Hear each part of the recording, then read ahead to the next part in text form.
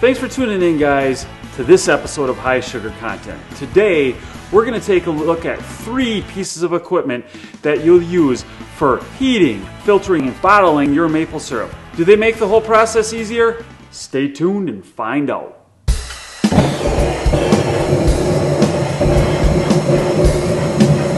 Okay, what we're looking at here today is the Smoky Lake gas-fired finisher.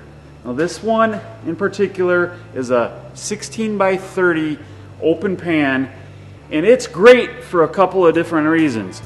Number one, for the small hobbyist out there, you could actually use this as a very small evaporator.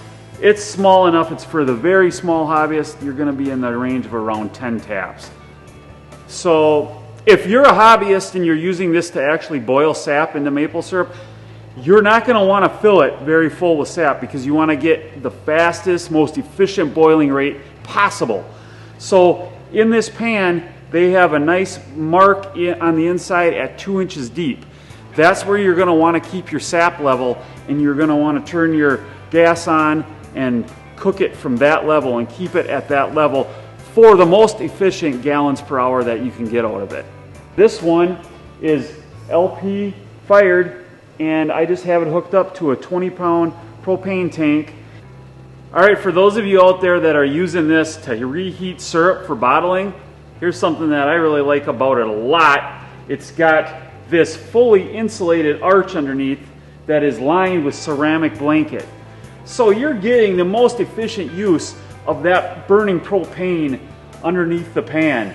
It's all contained under the pan, and the exhaust goes out the smokestack that's included with this unit. So unlike a lot of other pans out there that are on top of some propane burners that are pretty much open and there's a lot of heat escaping out the sides, this one is very efficient and makes the best use of your fuel. Okay, another great feature that I like about this pan is it's made with 22 gauge stainless steel. Why 22 gauge? Because stainless steel is not a very good conductor of heat. So by going with 22 gauge, it has a thin stainless steel for better heat transfer. Another feature you're going to find on this pan that I like and that you're not going to find on a lot of the other pans out there is these built-in handles that make it really convenient and easy just to lift up and move around. On this 16 by 30 pan, it does come with a thermometer and it does come with a ball valve.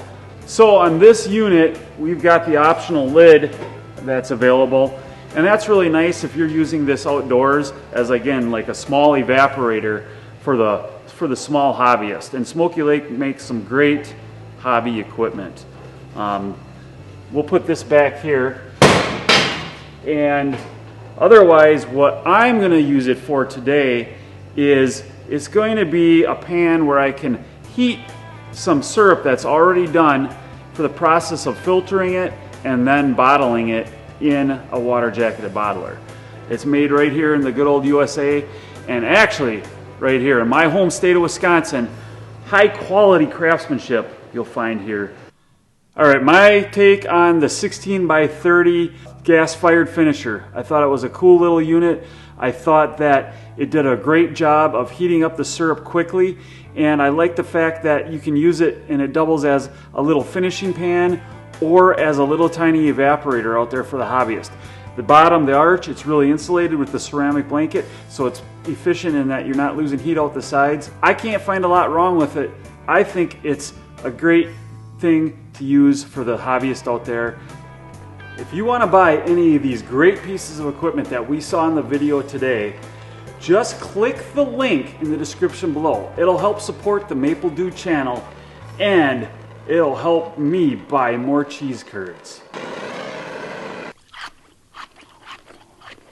Alright guys, I hope you enjoyed that episode of High Sugar Content and some of the latest and newest things out there for heating maple syrup. Have a great weekend, and from the Maple Dude, always keep it real.